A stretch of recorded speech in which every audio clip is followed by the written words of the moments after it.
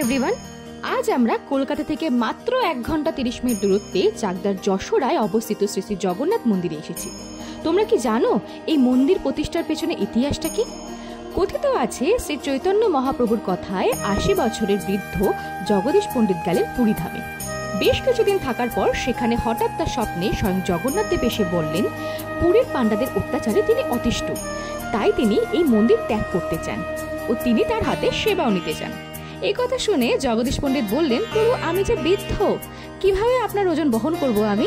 তখন জগন্নাথ দেব জানান, আমি সোলার থেকেও হালকা হয়ে যাব, তুই অনায়াসে আমাকে বহন করতে পারবি।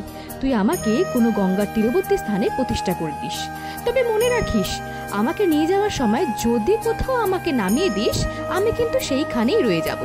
প্রভুর কথায় জগদীশ পণ্ডিত মন্দিরে গিয়ে প্রভুকে একটা পুটলিতে বেঁধে নিয়ে গেলেন নবদ্বীপ ধামের উদ্দেশ্যে।